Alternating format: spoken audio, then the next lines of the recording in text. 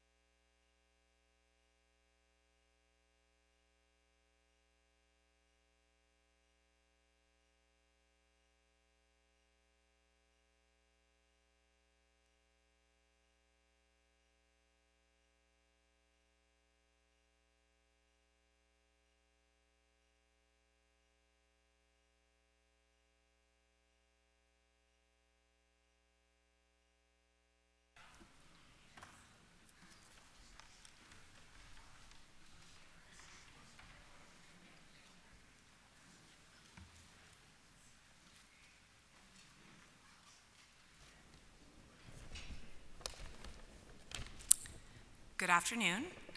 My name is Blair Lichtenfels, and I'm a shareholder in the real estate group at Brownstein Hyatt Farber and Schreck. On behalf of Brownstein, we are so honored to be one of the sponsors for this afternoon's session on conversations in urban design and placemaking across the Americas. I'm going to introduce our esteemed panelists. I'll tell you just a little bit about why this is so important to Brownstein, and then we can get started. It was difficult to prepare an introduction for our amazing panelists because they actually only gave me 5 minutes to speak, but I'll do my best to tell you a bit about the group. First, we're so fortunate to have Laura Aldrete acting as the moderator this afternoon. Laura is the Deputy Mayor of Denver and the Executive Director of the Denver Community Planning and Development Department, where she drives city urban design, oversees Denver's citywide and neighborhood planning efforts, and the implementation of regulation for land use and design. Oh, okay, thank you. She is a true city builder with an outstanding track record focusing on planning and development in both the public and private sectors. Also joining us today is Daniela Chacon. Daniela is the Executive Director of Tandem Foundation. She served as both the Vice Mayor and as a City Councilor in the City of Quito between the years of 2014 and 2019. In Quito, she implemented programs to promote walking and cycling as sustainable and inclusive forms of transportation and has led several projects to recover public spaces. Additionally, we also have Jennifer Hughes, who's the Senior Advisor to the Chair on Partnerships, Expansion, and Innovation at the National Endowment for the Arts. In her role, Jen is responsible for supporting the Chair's strategic vision by advancing partnerships with both federal agencies and philanthropic organizations. She also assists the Chair in the development and implementation of key programmatic priorities that elevate the role of arts, culture, and design in advancing the well-being of communities and individuals. Also joining us is Paula Soto, who is a faculty member at the Universidad Autónoma Metropolitana in Mexico City. As a professor and a researcher in the Department of Sociology, she participates in the areas of space and society and is a member of the National System of Researchers. Her main research topics include women's daily mobility, fear and sexual violence in public places from a gender perspective, feminist geographies, and qualitative methods for the study of urban space. Finally, Diana Fernandez, the Deputy Chief of Urban Design for the City of Boston, is also here today. As the Deputy Chief of Urban Design, Diana is elevating the importance of urban design and championing the transformative power of sustainable and walkable communities for all ages and all abilities. In partnership with Boston's Planning and Development Agency and its Urban Design Department, Diana is working to strategically transform existing urban design processes to promote predictability and quality for both the community and the development industry. Before the panelists begin, I'll tell you a little bit about why this topic is so important to me and my colleagues at Brownstein, and why we are passionate about the topics of urban design and placemaking. With offices across the Western United States, plus Washington, D.C. and Atlantic City, Brownstein is where business, law, and politics converge. Founded in 1968, Brownstein provides its clients a value that no other Western law firm can match: an integrated approach that combines sensible business solutions and a Capitol Hill perspective. Our core values emphasize a dedication to the communities we live and work in, and our approach to urban placemaking and our projects reflect those values. We're a Colorado-born company and have had the pleasure of helping shape healthy and vibrant spaces in the Denver metro area and the Front Range, from urban renewal and major infill projects in Denver to sports stadiums and office buildings, and we often work with the public sector to help governmental entities in the city and county of Denver achieve their goals. One recent example is the redevelopment of Union Station, Denver's 120-year-old historic landmark, where our team coordinated with local and federal government entities to form a true public-private partnership. The end result is a multimodal transportation hub with adjacent retail, restaurant, and hospitality space, and a true public amenity that provides an opportunity for all members of the community to gather. Similarly, we helped another client transform the former historic Windsor Dairy block in Lodo into a thriving mixed-use development that features 260,000 square feet of office space, the 172-room Maven Hotel, and a 60,000 square feet of retail and restaurant space, as well as a privately owned alley that's open to the public, offering community members a place to shop, eat, and congregate among local art installations.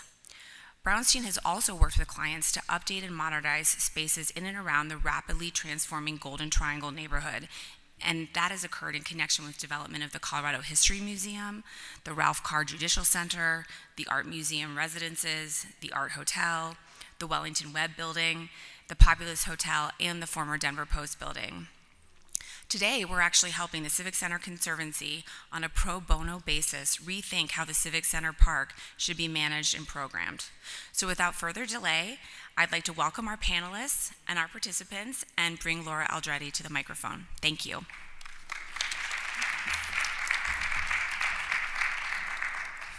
Thank you, Blair, and thank you again to our amazing sponsors, Brownstein, Gensler, and Working Class, for supporting the City Summit of the Americas and the Vibrant Cities track that you are here today for. Muy buenas tardes y gracias por venir. My name is Laura Aldrete. I am the Executive Director of Community Planning and Development and Deputy Mayor for the City and County of Denver. It is a privilege to be here. This afternoon, we will spend time getting perspectives on placemaking from experts on our panel, and then dive into a deeper conversation and allow time for questions from the audience at the end.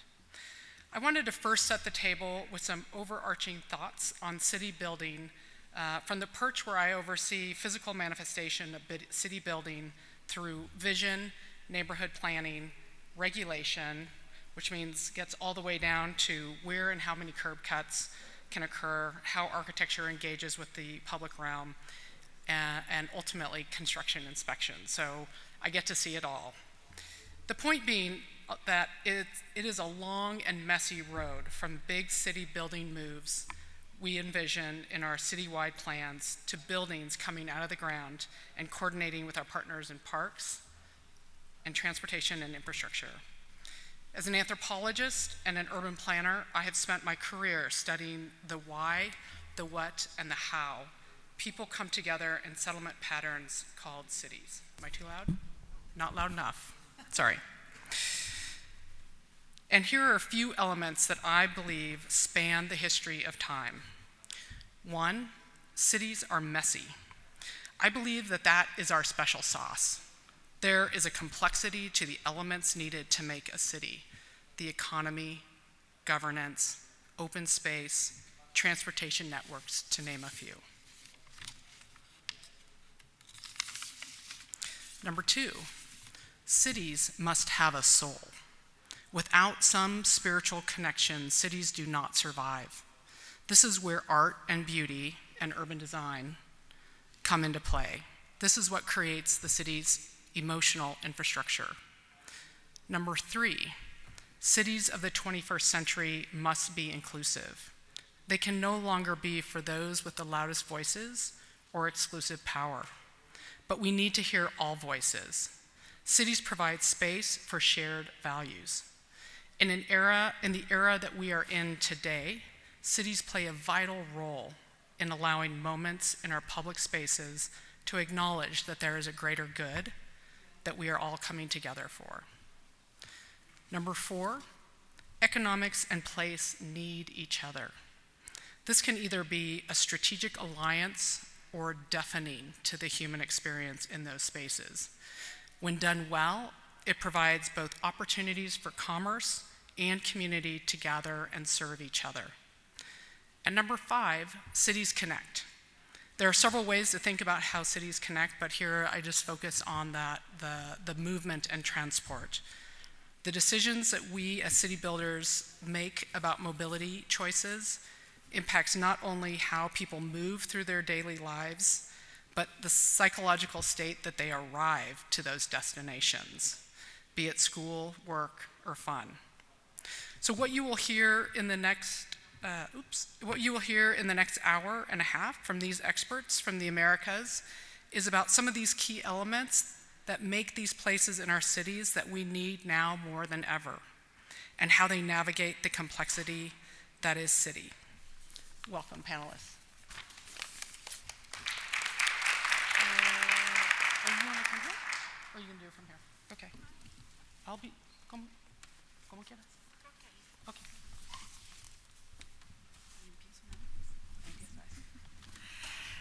Good afternoon, everybody. My name is Daniela Chacon. I'm just going to say hello and thank you in English, and then I'm going to change to Spanish. So give you a heads up. I am much more eloquent in Spanish. So, les voy a contar sobre lo que hacemos en la Fundación Tandem. La Fundación Tandem es una organización de la sociedad civil ecuatoriana y nosotros somos constructores de puentes. Es decir, desde nuestra perspectiva y un poco también desde la experiencia que no solo yo, sino las personas que me acompañan en la creación de Tandem, es el hecho de que muchas veces los gobiernos locales y los ciudadanos hablan idiomas distintos y no se pueden entender. Entonces a veces se requieren personas, organizaciones que usualmente pueden generar lazos de confianza, que somos las organizaciones de la sociedad civil, que crean precisamente estos puentes de diálogo. Y no solo de diálogo, sino de acción participativa también. Tandem es una palabra en latín que significa en conjunto. Y es justamente esa filosofía de que los procesos participativos de calidad tienen que ser un eje transversal de la gestión pública, más aún de la gestión de los gobiernos locales, precisamente por el hecho de que a través de los gobiernos locales podemos generar significados profundos respecto de la creación de una ciudad, del sentido de identidad que tenemos sobre nuestra ciudad y de cómo cada uno de nosotros y de nosotras participa activamente en ese proceso. Y en esa línea, pues, nosotros trabajamos en varias provincias y ciudades del Ecuador, promoviendo los objetivos de desarrollo sostenible, específicamente el objetivo 11, que habla de que las ciudades y las comunidades tienen que ser inclusivas, seguras, resilientes y sostenibles, pero a veces esas 4 palabras son palabras demasiado grandes y demasiado difíciles para los gobiernos locales de entender e identificar exactamente qué es lo que tenemos que hacer para cumplir ¿Y cómo lo hacemos con la ciudadanía? Y un poco ahí es donde entramos nosotros, decirles además que una de las cosas lindas de la sociedad civil ecuatoriana, y espero que esto sea también verdad para el resto de la región, es que hay un recambio generacional. Y cada vez más la sociedad civil ecuatoriana es una sociedad civil joven.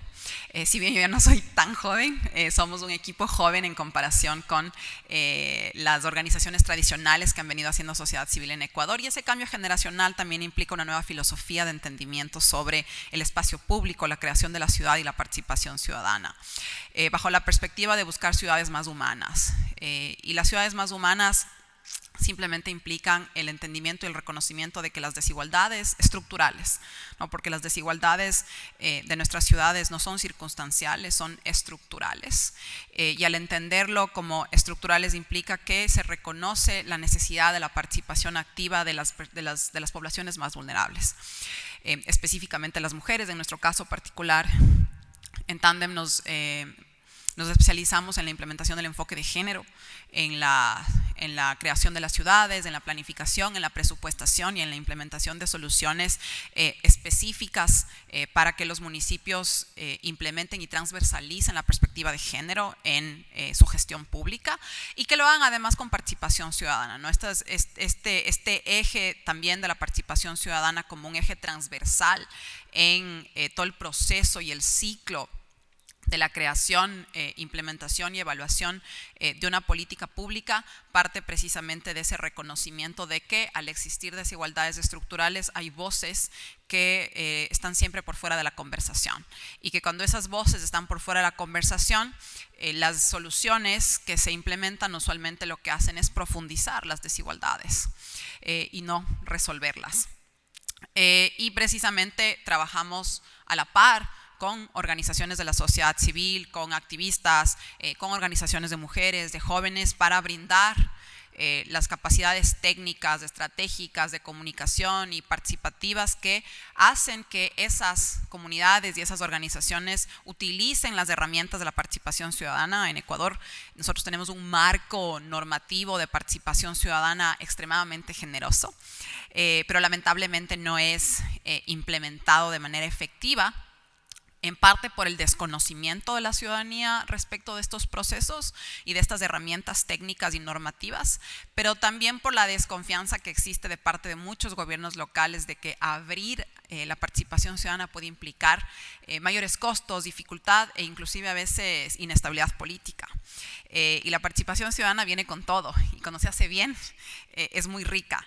Entonces nosotros también trabajamos fortaleciendo las capacidades de sociedad civil, justamente en esta línea que les mencionaba, ¿no? De trabajar en conjunto, de hacer tándem entre ciudadanía y gobiernos locales, desde una perspectiva de derechos humanos, de participación ciudadana y de género e inclusión a poblaciones vulnerables. Y lo que les contaba, ¿no? Una de las grandes líneas es trabajar por ciudades para mujeres. Nosotros siempre decimos que una ciudad que está pensada para una niña de 5 años es una ciudad que nos funciona a absolutamente todas las personas. ¿Cómo podemos hacer que las ciudades se piensen y se planifiquen pensando en esas niñas, en esos niños que son los más vulnerables? La producción de datos, esa es otra de las áreas importantes de nuestro trabajo. Producimos datos para la toma de decisiones. Muchas veces los gobiernos locales carecen de datos desagregados que permiten tomar decisiones, especialmente cuando se refiere a poblaciones vulnerables. Y obviamente la defensa de ciertas causas que nos llaman la atención precisamente por ser causas que están relacionadas con cómo se usa el espacio público, quién tiene la prevalencia en el espacio público, quitarle, digamos, esa prevalencia y esa prioridad que tienen los autos y que han tenido los autos en nuestros espacios públicos, y devolverle la calle a la gente y a las personas más vulnerables. Así que con eso pues simplemente agradecer muchísimo el espacio para explicarles y contarles un poquito más de lo que hacemos desde Tandem, y que eso pues tenga un efecto en las cosas que ustedes hacen en sus ciudades. Y súper contenta de participar en este panel y contarles ya un poquito más sobre la experiencia concreta que nuestras iniciativas de placemaking y diseño urbano han tenido en la ciudad y en el país. Gracias. I just want to remind people that if you need translation, they're out at the front corner. I have an extra one up here if anybody needs it, but we'll have 2 panelists that will be speaking in Spanish. So if just a reminder. Thank you. Sorry. Thank you so much. I'm so honored to be here on this panel today. So my name is Jen Hughes. I most recently served as the Director of Design and Creative Placemaking at the National Endowment for the Arts. The National Endowment for the Arts, which we refer to as the NEA, is a federal government agency that funds arts, culture, and design all across the country. So I'm going to share a little bit of sort of a domestic perspective on creative placemaking and the work that we do. We are primarily a grant-making organization. We receive all of our funding directly from appropriations in Congress. And I think it's worth just sort of sharing that I come to this work at the NEA, trained as an urban planner, intensely passionate about the role of arts, culture, and design, and really advancing the well-being of communities and individuals. And so I always like to start with some fundamental premises of how we think about our work of creative placemaking at the NEA. Certainly, arts and culture is a huge contributor to GDP. I think that it's worth acknowledging that, worth sort of calling that out, but I also like to remind folks that as we think about the role of artists in our communities, they can help to illuminate, to really bring attention to places, issues, individuals, and incredible histories and stories of a place. They help to energize, really to catalyze new momentum, bring new activity, new imagination. I think in this moment that we find ourselves in history, it's essential that we really lean on artists and designers to help us imagine new possibilities for the future. And lastly, artists help us connect with each other, connect emotionally, physically, through shared experiences. And I think that's really the beauty of the work that we hope to fund at the NEA. So we utilize this term, creative placemaking, at the NEA, but I like to really refer to it as a big tent. And what we're talking about is quite broad. Artists, designers, and culture bearers that are integrating into the practice of community development to help to ultimately strengthen communities. So I like to lift up, it could be creative placemaking, placekeeping, acknowledging the histories of the place and the people and the residents that are there, place naming, really elevating things that necessarily aren't known or seen in our urban and built environments. We have some really great projects taking place in Alaska that are elevating the native clans there and the histories of the indigenous community in those places. And this work that we're funding is not just happening in urban centers, it's happening in communities of all shapes and sizes all across the country and throughout our jurisdictions as well. So I just like to always share this slide to show the over 600 projects that the NEA has been funding, sort of under the banner Creative Placemaking in our Town program. And just to give you a little flavor of what this work looks like, so this is a project that took place in Indianapolis called Pre-Enactment Theater.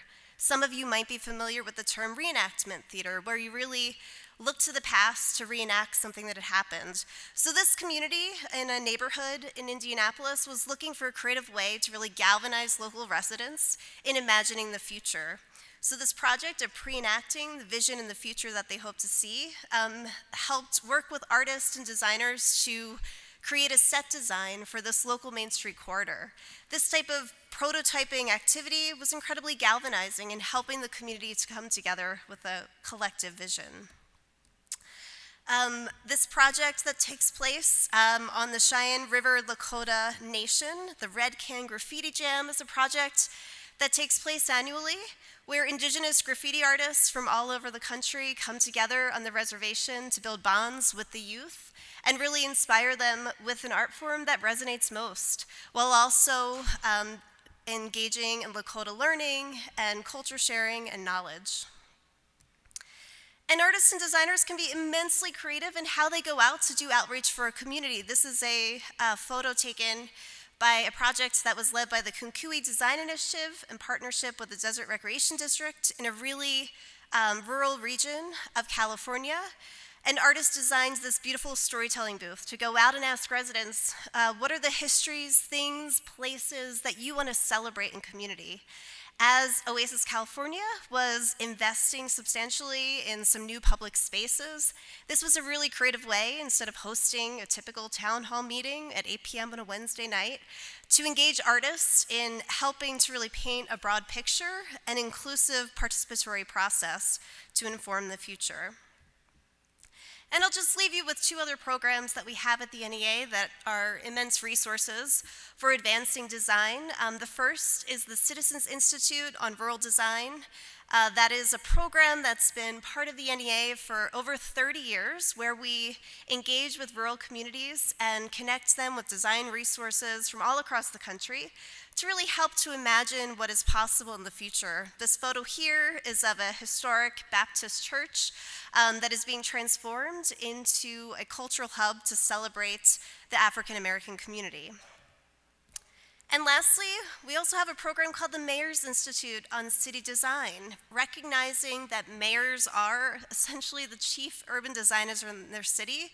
And one of their lasting legacies is that in 50, 100 years, we'll be left with the built environment. Some of their policies may change over time as new mayors move in and out of office, but the built environment lasts for an extremely long time. And so this program, we've recently, in the last 3 years, launched a Just City Mayoral Fellowship. Really pleased and proud that a lot of the mayors at the summit here today have taken place in this program. So I just encourage you to learn a little bit more about that as well. So I think if I just leave you with one quick last thought, it's that I think artists and designers are incredibly poised at this moment in history. As massive flows of infrastructure dollars are going out into our local communities, we're going to be transforming the public landscape all over this country. I think we are truly living in a historic moment. And so I would just encourage all of you to look to the artists and designers in your communities to help really imagine that future. So thank you.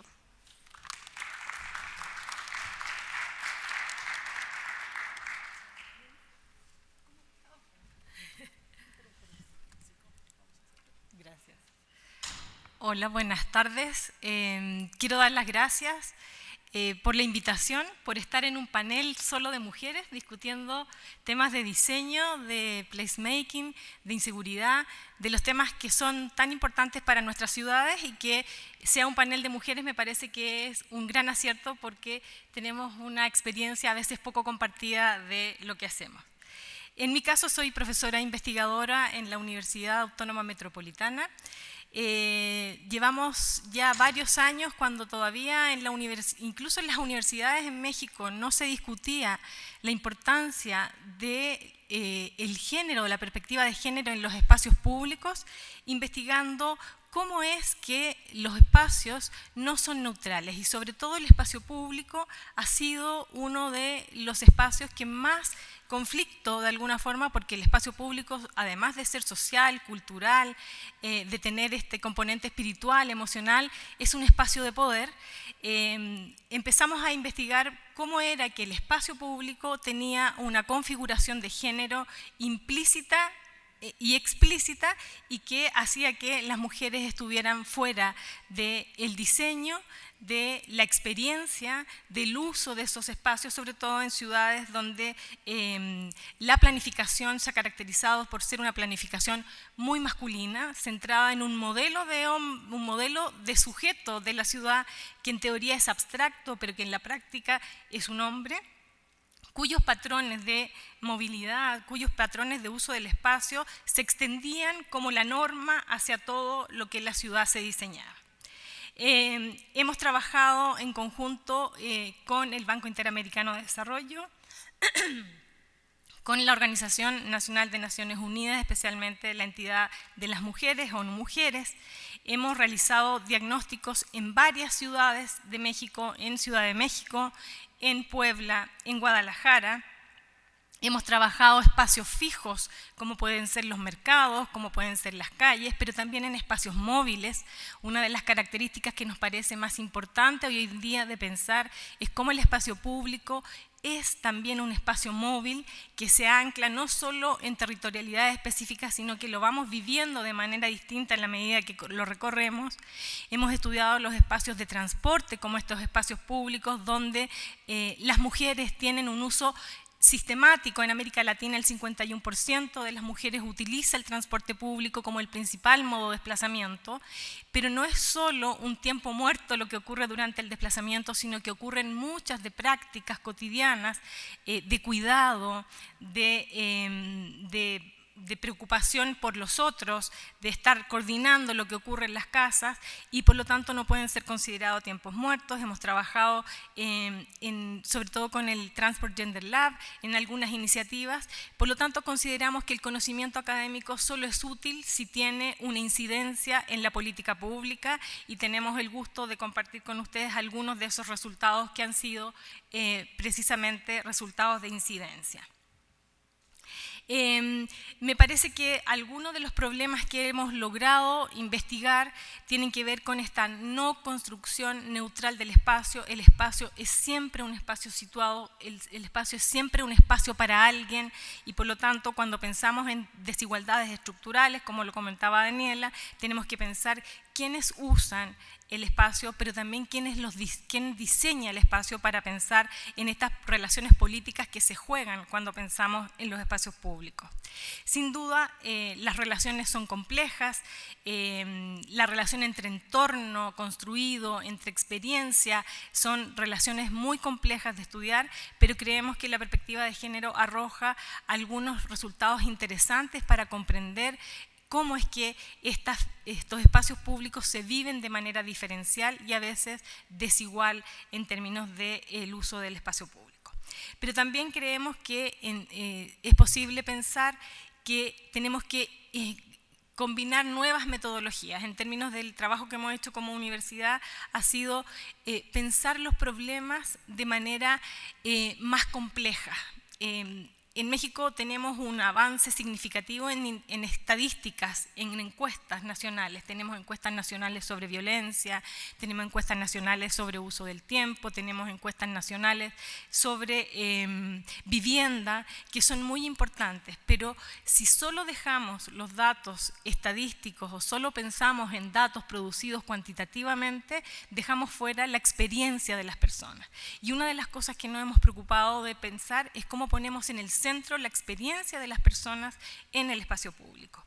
Y en ese sentido hemos buscado, además de hacer encuestas, porque las encuestas nacionales muchas veces no tienen perspectiva de género, también en producir datos de investigaciones más cualitativas.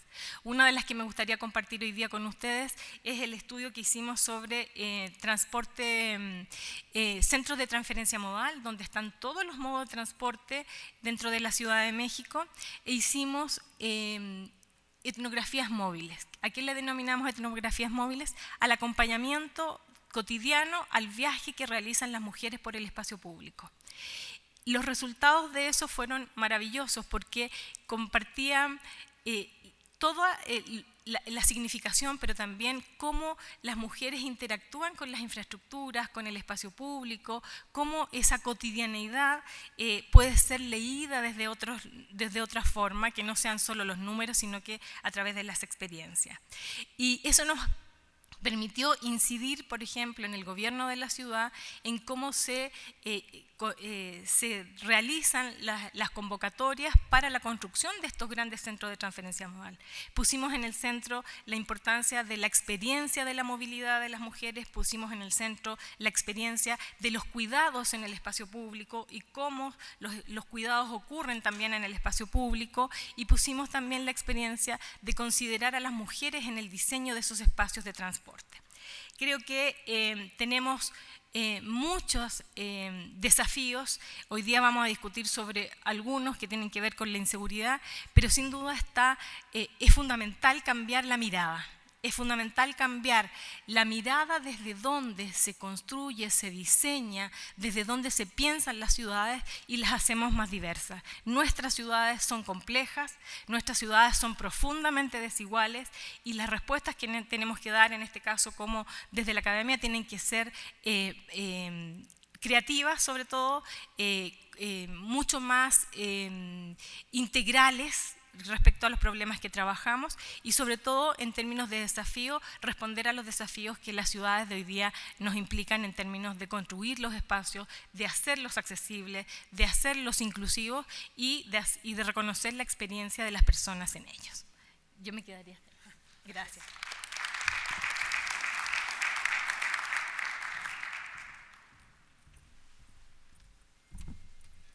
Thank you, everyone, for having me here.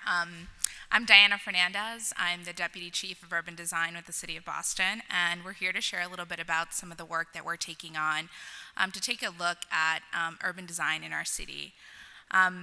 So one of the things we like to start with is not sort of making the assumption that everybody understands what urban design is. I think it means a lot of different things for different people, and it's incredibly important for us to be able to start to think about, how streets, storefronts, front facades of buildings, public infrastructure, our train systems, our parks and open spaces, our arts and murals all start to create a sense of place and particularly start to define what it makes for a great city.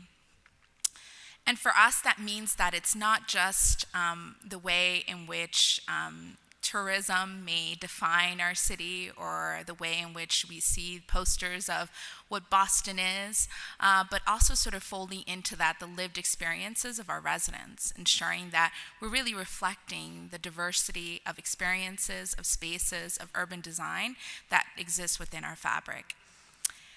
And what's important about that is that fundamentally it's about really fighting against homogeneity within our built environment. It's about really thinking about the many histories that have brought us to this point in place and that allow us to think about how we can do better for our communities into the future, how we can really start to harness difference and diversity and heterogeneity into how we define our cities and their future. And I think what we've seen post the pandemic and a lot of these sort of social unrest really speaks to the power of the built environment, the ability that it has, as my colleagues have just mentioned, the power to display power dynamics, to display values, to display belonging, to display identity in really critical ways for shaping our society. So, with a city like ours, working under the incredible leadership of our mayor, Mayor Wu, we are looking to, sort of think about how urban design can really fold into how we think about the growth of our city. Growing our city to 800,000 residents and thinking about what are the ways in which urban design can play a significant role in that growth. For us, it's about being very critical about the histories of redlining and urban renewal that defined the built environment we inherit today. And being really intentional about when we talk about equity, it's not about everybody getting the same, but being very intentional about investing in communities that have had disinvestment over many years.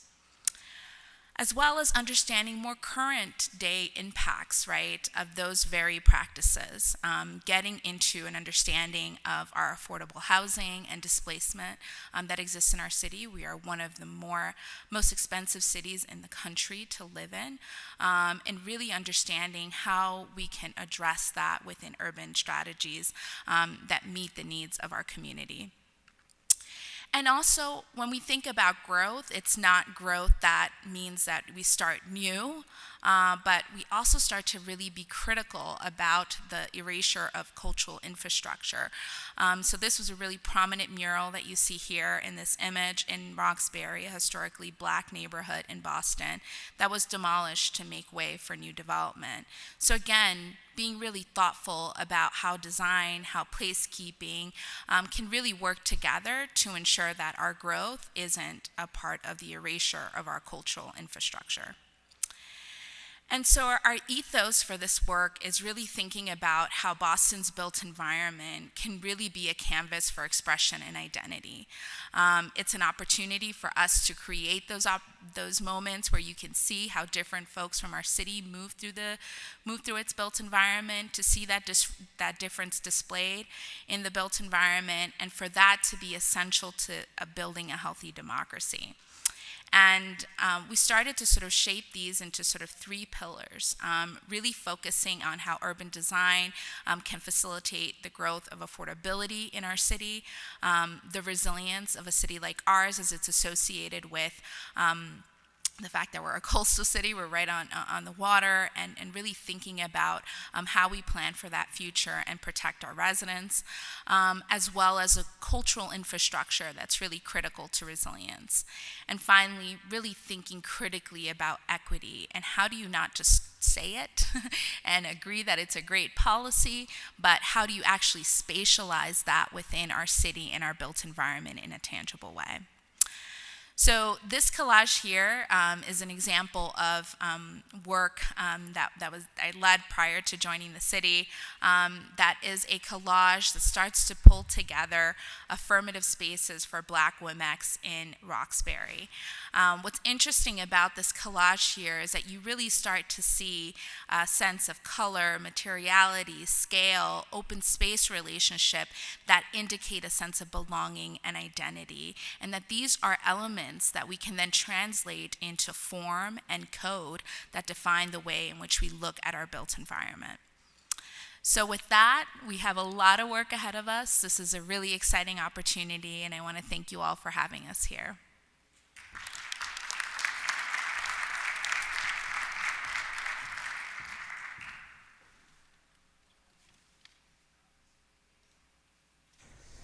All right, so I think now we'll get into the discussion, and I've got questions that are particular for each of you, but of course really welcome the pile-on right afterwards. So I'll focus a question, and then if there are comments, feel free to jump in. So Daniela, I want to start with you about talking about the elements that define sense of place and generally an identity, right, for community.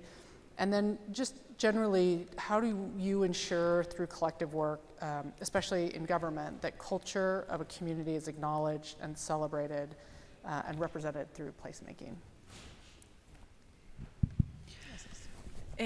Creo que es importante partir de que el sentido de identidad sobre un espacio es distinto para cada persona.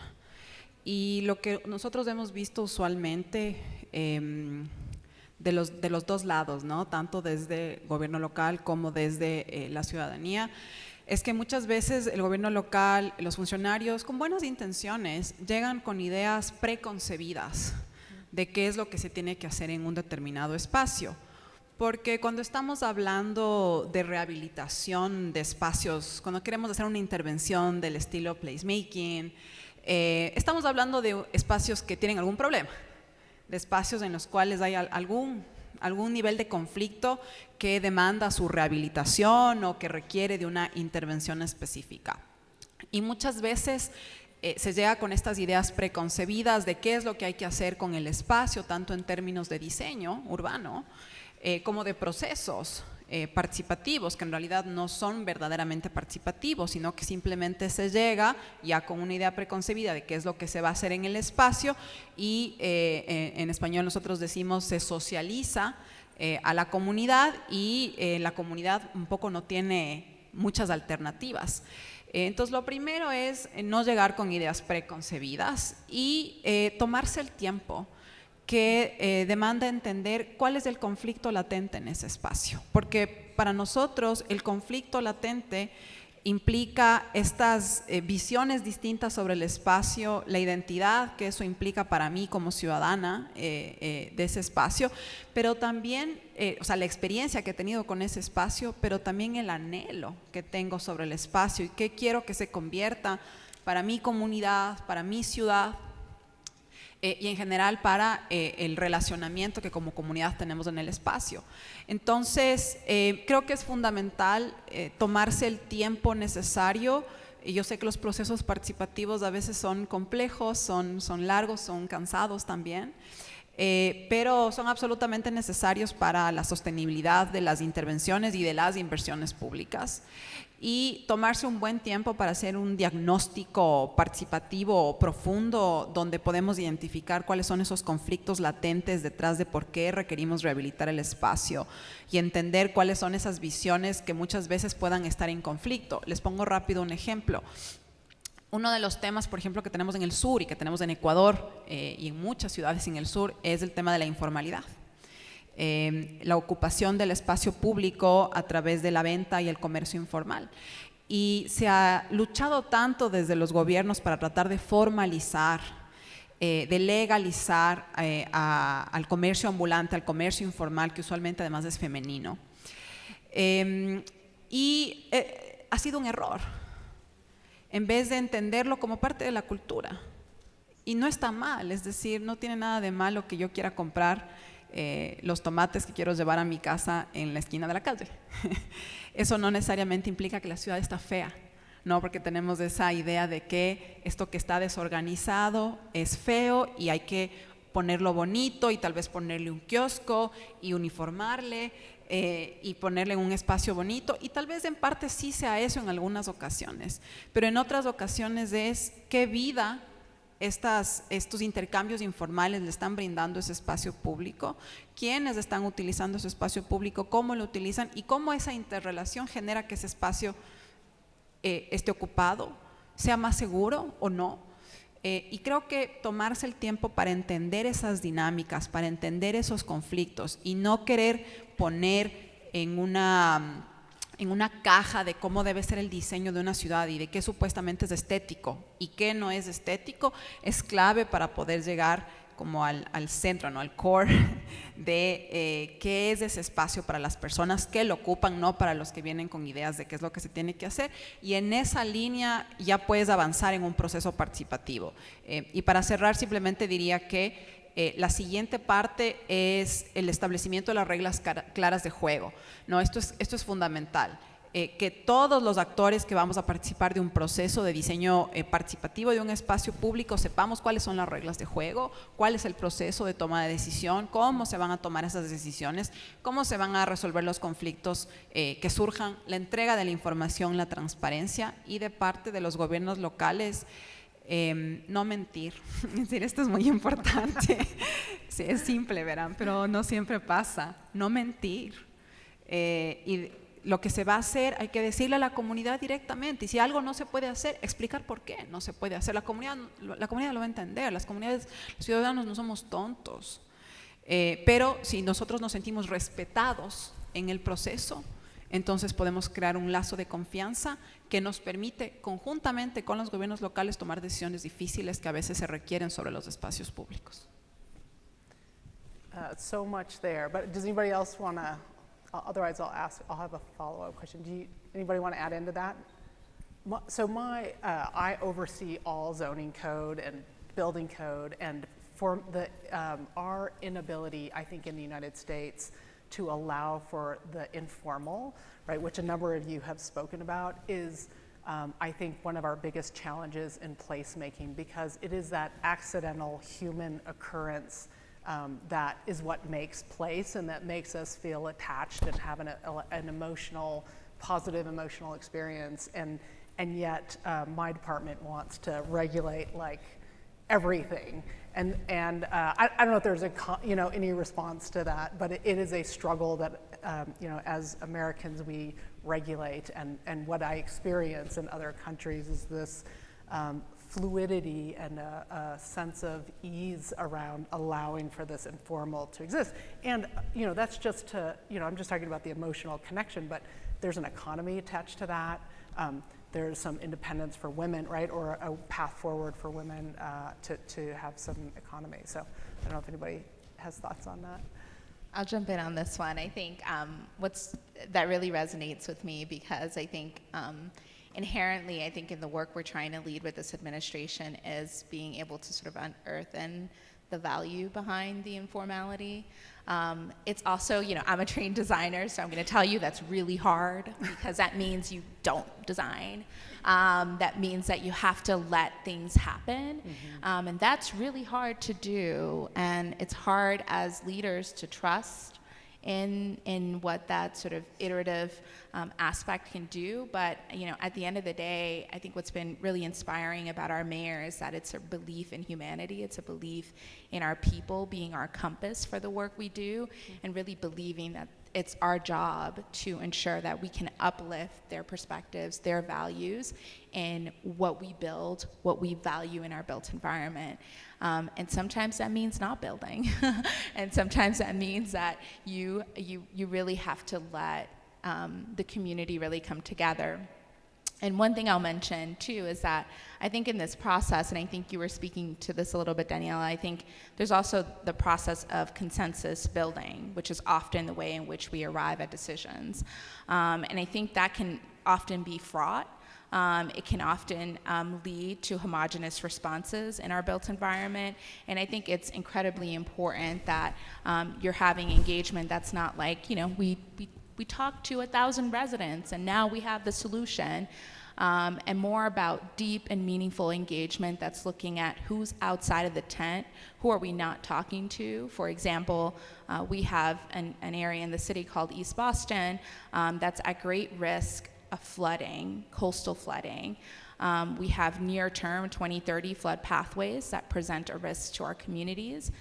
And a lot of the people that are most vulnerable, which are basement dwellers in this area, are undocumented and are not at those community meetings, have zero access to taking survey information or trust that they can put their information into a survey format. And those are the people we actually need to hear from, because those are the people on the periphery, on the edges, that are going to be impacted the most. So I always say it's not about quantity, it's about quality engagement and ensuring that when we talk about equity, we're actually reaching those people very intentionally and making decisions to choose them in this moment, even if we have to go seek out their voices and meet them where they are. That's great. All right, Paula, question about public realm and safety. Obviously, you lead in that field. What is the role of public realm and the built environment and placemaking from the aspect of safety and perception of safety in the community? Bueno, yo creo que una cosa, a lo mejor puedo ser insistente, pero es muy importante, y es que la inseguridad se vive de manera distinta entre los distintos grupos de la comunidad. Es decir, no hay una inseguridad de la comunidad. Hemos intentado, sobre todo, yo creo que desde las políticas públicas, desde la academia y desde los movimientos sociales en América Latina, cambiar la idea de la seguridad ciudadana o de la inseguridad solo vinculada con los crímenes. Y hemos ampliado esa idea de inseguridad hacia los problemas de violencia, y en particular a los problemas de violencia de género. Creo que eso ha hecho un aporte fundamental, porque pensar la inseguridad en el espacio público ha hecho que reconozcamos que hay violencias de género en el espacio público. Y eso ha significado entonces poner el acento en la relación que se establece entre sujetos particulares, entre grupos específicos y el entorno construido. Lo que la investigación nos ha demostrado es que hay una relación estrecha entre el entorno construido y la percepción de inseguridad. Pero el solo cambio del entorno construido no cambia necesariamente las violencias que ocurren en el espacio. Puede cambiar la percepción de la inseguridad, pero la inseguridad siempre se da en relación a algo.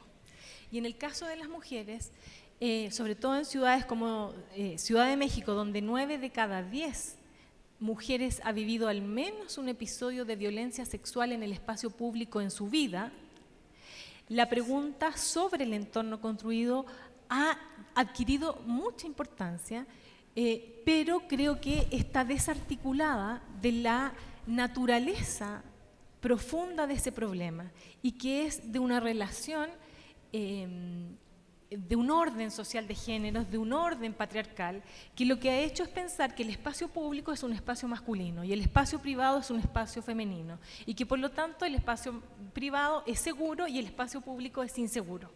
Se ha construido ahí una ideología de género muy fuerte. De hecho, si tomamos las estadísticas más criminológicas, lo que dicen es que las mujeres son más victimizadas en su casa, pero tienen más miedo a la calle. Y eso era posible hace 10 o 15 años, cuando en realidad no reconocíamos que la violencia en el espacio público era un delito. Y entonces, documentar esas formas de violencia que ocurren en el espacio nos ha resituado la importancia del entorno. El entorno configura una serie de características del paisaje que pueden ser trabajadas a través del diseño, pero las violencias no terminan solo cambiando el entorno construido. De hecho, En México se han realizado una serie de intervenciones en el espacio público por la Secretaría de las Mujeres, por las alcaldías, se han construido caminos seguros, senderos seguros, se separan a las mujeres en el metro, pero la violencia no disminuye. Por lo tanto, ahí hay una relación y a mí uno de los hallazgos más importantes que hemos logrado sostener es que la inseguridad, entre inseguridad y entorno hay una relación. El miedo y la inseguridad es siempre relacional. Los espacios no son inseguros esencialmente, ni las mujeres son inseguras esencialmente. Se va construyendo una relación. Esa relación puede construirse a través de las narrativas, puede ser construida a través de la prensa, puede ser construida a través de la experiencia propia o de otras que me cuentan que ahí hubo una violación, por ejemplo. Es siempre una relación y esa relación implica una relación con un otro. Generalmente creemos que el otro es alguien humano, pero el humano también puede dejar una marca en el paisaje. Ese otro está presente en un graffiti, por ejemplo, ese otro está presente en una dimensión sensorial, en un olor, ese otro está siempre presente en el paisaje y en el entorno construido, pero es siempre relacional. Un espacio no es inseguro en sí mismo, sino que se establece una relación. Y esa relación es la que hemos estado estudiando. Cómo es que el entorno configura espacios más seguros, pero la causa fundamental de la violencia no necesariamente se resuelve única y exclusivamente por el entorno, pero sí hay una relación profunda y compleja entre inseguridad y entorno construido. Gracias. ¿Alguien tiene pregunta o quiere? Anybody want to follow up? Okay. Okay, gracias. Jen, we're going to turn to arts. Can you talk about, if you could, the role of art in being a catalyst as a part of placemaking? I think you gave a couple examples, but maybe dive into it a little bit more. One question I had is, do you think about the art, the product that's at the end, or the artist? What matters more in that storytelling? Well, I think maybe a place to kind of start is just in the definition of public art. I think our kind of traditional go-to is understanding public art as a mural, as the Great Blue Bear that's outside kind of looking into the convention center. And absolutely, certainly, these are, beautiful aesthetic pieces. But what we're trying to really do under the umbrella of creative placemaking is to really expand that notion. Certainly, performance spaces, ballets, large sculptural installations, these are certainly all art, but also, the culinary traditions, the oral histories of place, the choir singers at your local church are also culture bearers that we are really looking to kind of bring into the conversation and make sure have representation in the public realm. So a lot of the work that we've been funding in the Our Town program has really been about that community engagement process. And I think that there's something really resonating with me on this panel about sort of this idea of informality and what is recognized as formal or not, and the ways in which we're trying to really kind of push back against that formality and recognizing that all of us are artists, culture bearers in some way, shape, or form, and that there should be representation in the built environment. I think I started alluding to one really beautiful project that we're currently funding and is under construction in Juneau, Alaska right now, led by the Sealaska Heritage Institute, that is really about recognizing the indigenous Native Alaskan clans in the public built environment. So the symbolism of constructing these totem poles that are telling these clan histories in public space is significant. Tens of thousands, maybe hundreds of thousands of tourists go to Juneau, Alaska in any given year, and being able to sort of interrogate questions of place in a deeper way.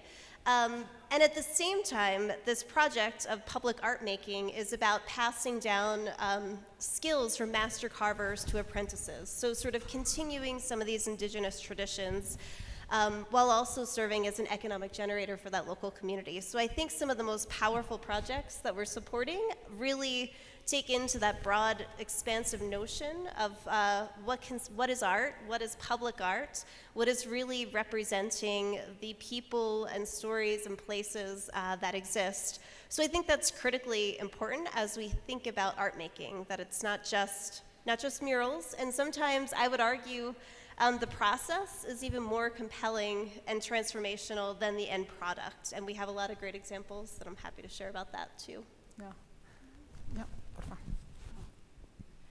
Quería hacer tal vez una relación entre lo que Jen acaba de decir y lo que Paula estaba diciendo antes, porque últimamente, es decir, creo que a veces si nos quedamos como tal vez en lo muy estructurado de la obra de arte en el espacio público, ya sea actual o tal vez una que se hizo hace mucho tiempo atrás con otros significados, perdemos la oportunidad que esas obras puedan ser resignificadas desde el arte y desde la participación de las mujeres, por ejemplo, y dejar que pase, ¿no? En los últimos años, en las protestas de los grupos y los movimientos feministas, usualmente alrededor del 8 de marzo, del 25 de noviembre, hay justamente un reclamo de las mujeres sobre qué ha significado el espacio público para la mujer, y ciertas obras de arte que han estado pues en el espacio público por mucho tiempo y que tienen un carácter masculinizado,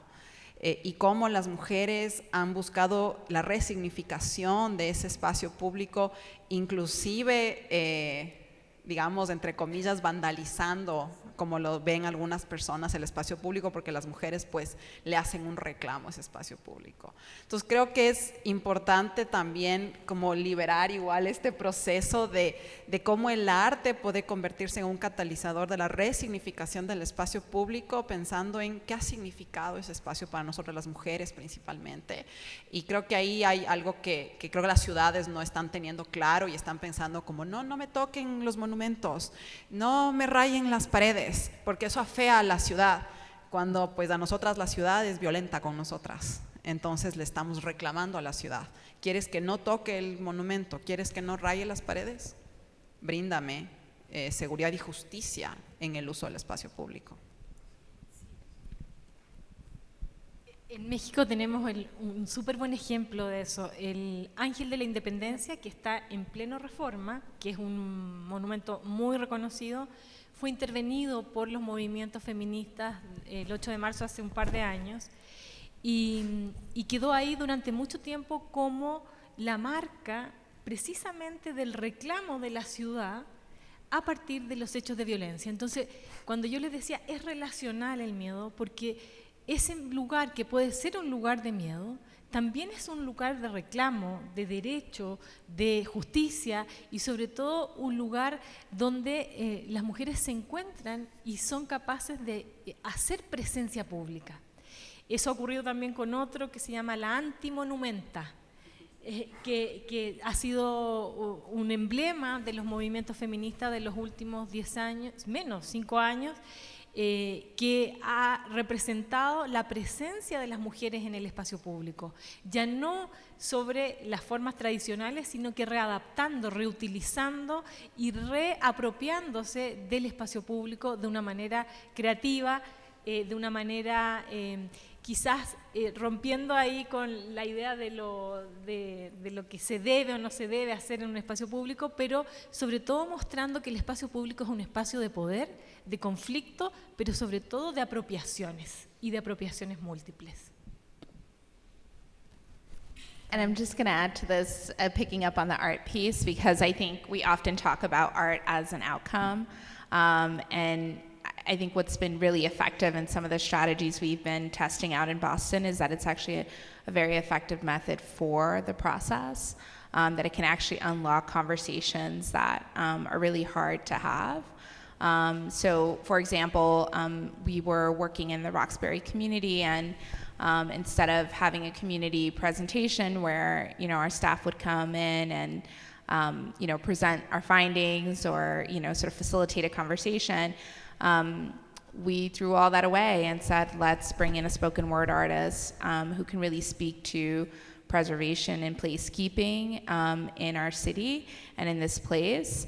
And it gives me chills thinking about it because it really unlocked the room for us. There was a gentleman who spoke up and said, "You keep talking about public realm.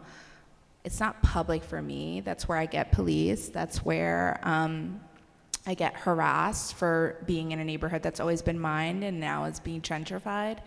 So I think art can also be a really powerful process mechanism for us to leverage to have conversations that have greater meaning and depth, and that help us actually step outside of the terminology we use often to describe these processes or outcomes.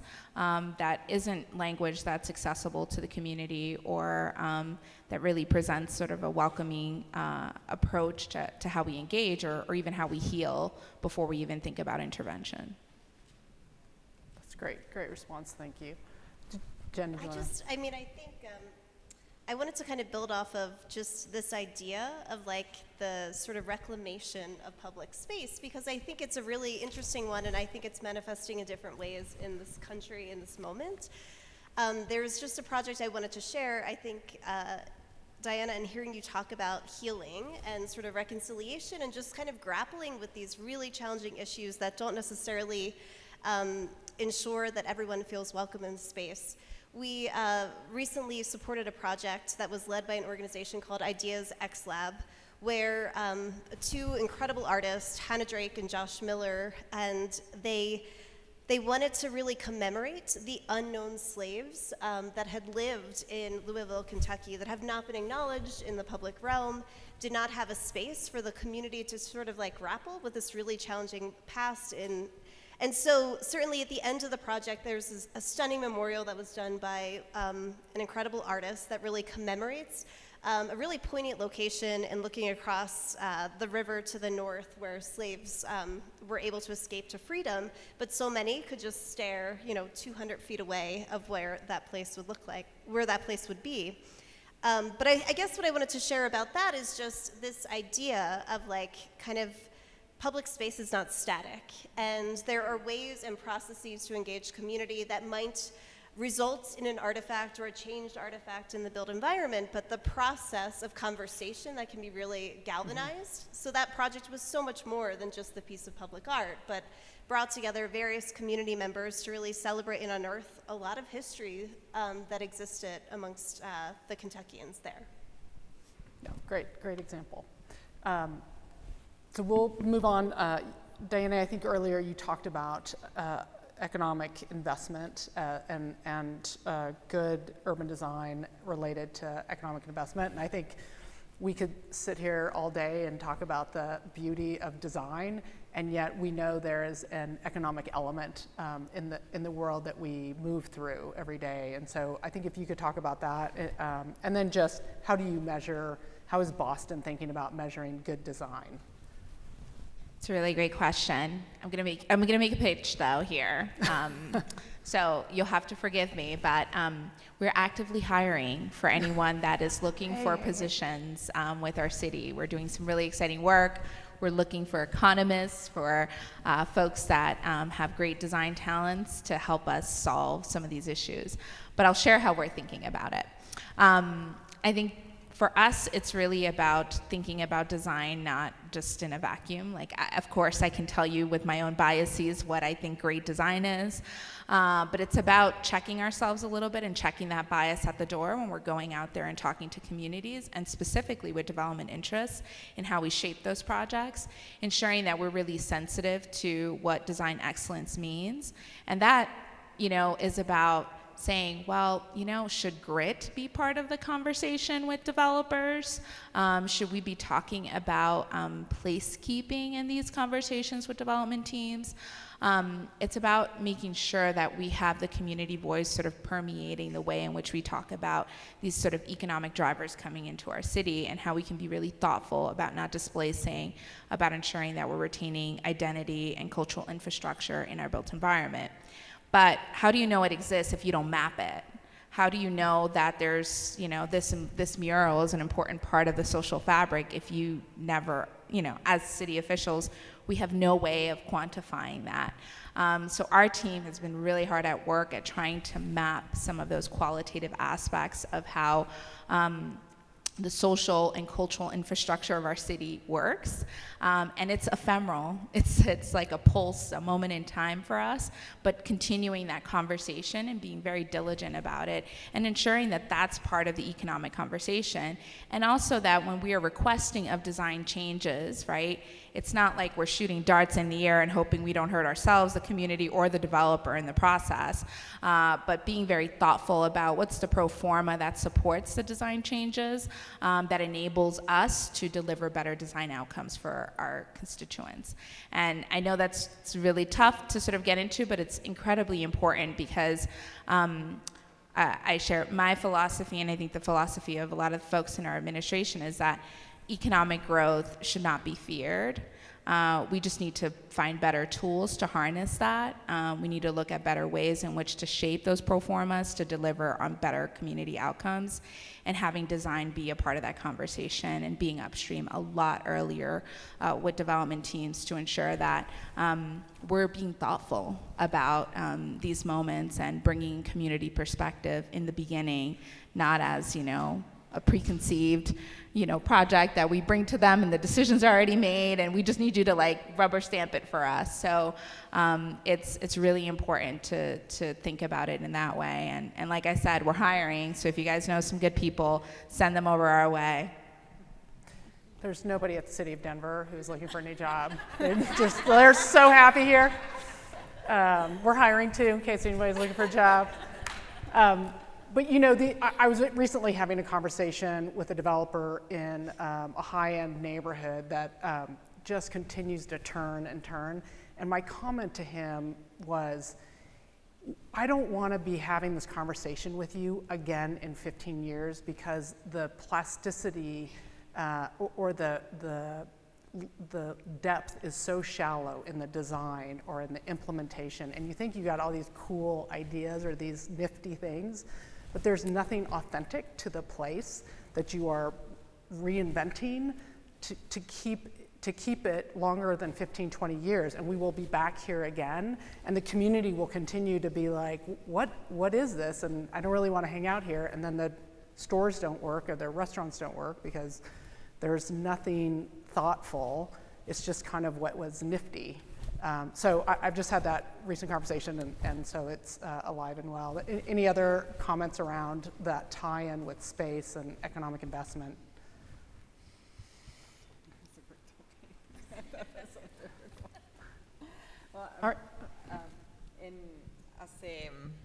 Hace un año y medio, tal vez aproximadamente, en Quito se aprobó una normativa que obliga de alguna manera, es parte de esta normativa de la captura de valor, ¿no? Pues se ha permitido que en la ciudad el sector inmobiliario pueda construir más pisos de lo que usualmente estaba previsto, ¿no? A cambio de unos impuestos que paga para la ciudad, pero una de las cosas interesantes que se incluyó ahí fue que esos valores entren a un fideicomiso. Que no entren, digamos, al presupuesto municipal directo, donde ya sabemos que se va a ir por quién sabe dónde, seguramente a construir más carreteras y vías, que hay muchos alcaldes que les encanta hacer esas cosas, lamentablemente, y poner en un fideicomiso que además tiene una veeduría ciudadana. Y ese fideicomiso tiene la característica de que tiene que utilizarse esos recursos para el trabajo en comunidades más alejadas, en las periferias, en espacios públicos de calidad. Y que el espacio público tiene que ser codiseñado con la ciudadanía. Esto es muy nuevo, es decir, que recién se están dando estos primeros edificios con esta normativa de captura de valor. El fideicomiso recién está empezando a funcionar, todavía no hay ningún proyecto que haya sido diseñado a partir del fideicomiso, pero la herramienta jurídica presupuestaria está ahí, ¿no? Ahora un poco lo que nos va a tocar a nosotros como ciudadanos es garantizar que en efecto esos recursos se utilicen, que haya procesos de codiseño participativo reales y que no sea simplemente una fachada, digamos, para unas inversiones que finalmente no van a llegar realmente a donde más se necesitan. Exacto. Okay, we're going to do just a lightning round question for all four of you. So you have 1 sentence to answer this question. And then we'll go to questions. All right, so I want to, in some way or form, you have all talked about equity. And in a sentence, tell me how we can harness growth towards this idea of representation, identity, belonging, which I think are, some of the adjectives I would use that gets us closer to equity. Como quieres? Who's going to start? Okay. Una oración. El espacio público tiene que ser un igualador social. Un sitio donde no importa de dónde vengas, cuál sea tu situación socioeconómica, las circunstancias de tu vida, pero que en ese espacio seas igual al otro. Not quite 1 sentence, but pretty close. I tried. Sorry. No. Go ahead. I mean, maybe this is on point for working at the National Endowment for the Arts, but I think I would just say to be thinking about artists and culture bearers in your community to be helping to facilitate process, because I think that they have a way of touching and connecting with a wide range of folks and finding those who are really outside the tent. We talked a lot about that and aren't the typical people at meetings. Ay, qué difícil en una... qué desafío, ¿verdad? Yo creo que el diseño, y sobre todo el diseño urbano, tiene un papel fundamental en disminuir las brechas de desigualdad. Yo creo que un diseño centrado en la colaboración, ya no tanto en lo participativo, porque la participación, sobre todo en América Latina, ha sido muy utilizada desde una lógica política, en la colaboración, un diseño situado que tome las características del contexto en el cual se van a implementar las obras, un diseño que deje de pensar en la idea del experto, de la experta, pensando que son las personas las propias expertas porque conocen sus lugares, porque lo recorren cada día, porque saben dónde falta la luminaria, dónde el árbol está sin podar, dónde están ese tipo de detalles. Yo creo que tenemos que cambiar y bajar la idea del conocimiento experto y situarlo en los múltiples saberes que hay en nuestras comunidades. Y además creo que el diseño debe pensar en el tiempo. Construimos ciudades generalmente y en América Latina muy centradas en el día, en lo diurno. Y la noche sigue siendo un tiempo, espacio fuera de la planificación. Y eso significa además dejar fuera a muchas personas que trabajan en la noche, que disfrutan la noche, pero que ese disfrute es claramente diferente y desigual. Fueron como 5 minutos. Pero buena respuesta. This is really hard. I would say that fundamentally for me, it's about thinking of our cities as canvases that they can express belonging, identity, and that we can find the ability to express that through sort of a spatialized mechanism. But fundamentally, what I'm trying to say here is that I choose difference and I choose diversity in our city, and because of that, it's not a utopia, it's not a perfect society we're building, because who wants to be the same anyway? But it's about really thinking about our cities as being, a multitude of experiences, that I can witness that I can go out there and see how my fellow human compatriots are using space, and that can help me understand the world better, that can help me build a stronger and healthier democracy, and that happens in the built environment for us. Great. Well, we'll open it now for questions from the audience, and I might call on staff if there's no questions. So.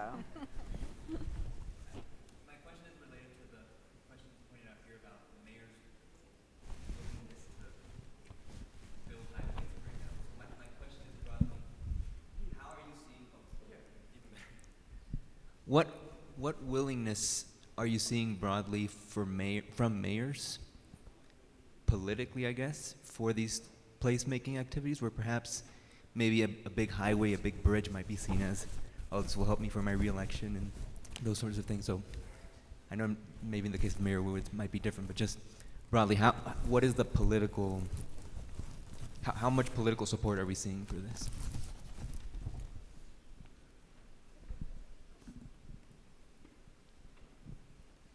I think maybe I can just share a little from what we're witnessing through our Mayor's Institute on City Design program. So we launched this Just City Mayoral Fellowship about 3 years ago in partnership with the Harvard Graduate School of Design, the Just City Lab. And what is really remarkable is that at the heart of it, and this is my optimism maybe showing up, I believe the mayors of our country ran for office because they care so intrinsically about community and place.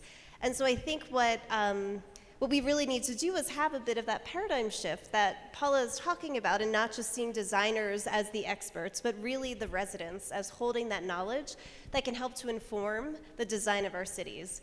And so we've been very focused in the context of the Mayor's Institute and helping mayors really kind of take a step back. A lot of them come with projects and case studies, built things that they want to see happen right away, a cap over a highway, these grand engineered visions. And the intention of the Mayor's Institute is really, how do you actually see the values of your city reflected in that built project? So I've been really lifted as we start to have those conversations with mayors. Certainly they're on a political time span, they want to show up and get projects done, but I think at the heart of it, they ran for office because they care deeply about the residents in the city. So that's my optimistic take in terms of just kind of shifting the understanding of where the expertise lies. En Ecuador, lamentablemente, todavía es lo opuesto, digamos, ¿no? Hay por supuesto, esta tendencia a mostrar algo rápido políticamente, pues la legitimidad con la que llegan muchos alcaldes, y nosotros tenemos voto obligatorio, pero llegan con menos del 30%, menos del 20% por la dispersión y la fragmentación política, lo que hace que estén desesperados por la obra rápida para mejorar esa legitimidad y la gobernabilidad. Entonces ahí hay dos temas que yo creo han ayudado a algunas ciudades. La una es sociedad civil activada. Sociedad civil activada permanentemente exigiendo cambios en lo que se refiere a la movilidad sostenible, el cambio climático. Y luego también la diversidad de los equipos y encontrar los campeones y las campeonas en esos equipos de trabajo que cada vez son más diversos, por suerte. Yo siempre digo una cosa, lamentablemente todavía en muchas de nuestras ciudades los alcaldes electos pues no caminan, no usan bicicleta, no usan transporte público y no usan falda. Entonces hay un montón de experiencias que se quedan por fuera de su propia forma de vivir la ciudad, pero los equipos están siendo cada vez más diversos y eso también brinda una oportunidad para que esa cabeza, digamos, tenga mayor voluntad política para esos cambios. I will just say, from the standpoint of the city of Denver, it's been a little bit different in that our mayor, Mayor Hancock, comes from a place of social equity, and in everything that we do as a city, every department, that is the first line of questioning, right, that we have for ourselves. I think as the department, my responsibility and the responsibility of my Department of Community Planning and Development to interpret that into the physical space, into the community navigation, into urban design and how that represents. It's how it represents into those spaces. As well as diversifying the profession, right? Urban planning, urban design, architecture, engineering, all those professions are within my department, and we do not represent, are not reflective of the demographics. And so even to the point of dedicating budget for internships, to do extra hiring methodologies to bring in a greater diversity is how my mayor has impressed or supported me, and ultimately how we as a city build out representing all of our city. Other questions? Hi, this is a wonderful panel, thank you. One area of diversity that I haven't heard discussed yet has to do with age diversity, and particularly with rapid population aging. I'm just curious how any of your approaches or projects are engaging in intergenerational public spaces, and both in terms of the process and the product. Thanks.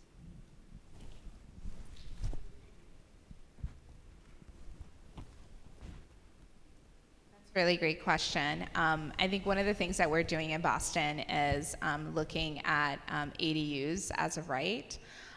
It's one of the ways we have an affordable housing crisis. We're a very expensive city to live in, and it's been really impressed upon us how we start to think about sort of intergenerational living, how we provide opportunities for either young families that want to live with a grandparent, or whether a grandparent that owns a home wants to sort of, share in the land value with the generations that come after. And I think one of the ways we're looking at doing that is sort of providing greater opportunities to look at accessory dwelling units as an as-of-right condition throughout our city, right? So that garages, carriage houses could be translated into sort of additional dwelling units to support that. That speaks specifically to our housing. We're also being really intentional when we think about the public realm in terms of we have an Age Strong community group and committee that exists within the city that's really about sort of thinking about how seniors are using open space, how does that relate to parks, and ways in which we can think about the seniors themselves having opportunities to watch the young children, observe the teenagers, and really bring that sort of intergenerational perspective to how we design for public spaces. And for us, it's more about enabling that mix and not thinking about sort of isolating those particular groups, really finding a sort of balance where we can really bring them into the fold and we provide those opportunities. So you have the chess tables, right, that are in close proximity to where some of those older residents can view where the teenagers and the kids in the playground are doing, and again, add to those eyes on the street, and be really thoughtful about how we're thinking about seniors in the public realm. And also how we provide opportunities for health and wellness. We're a city that, thanks to Homestead and a lot of the incredible thinking about sort of natural assets such as our emerald necklace and the common as being opportunities for health and wellness, where you can do the Tai Chi and the yoga in the morning, or have a fitness loop, right, that speaks to a lot of what our older residents are really looking for in terms of getting out into the community and be able to do so in a safe manner. All right. We'll have time for a couple more questions, at least one more.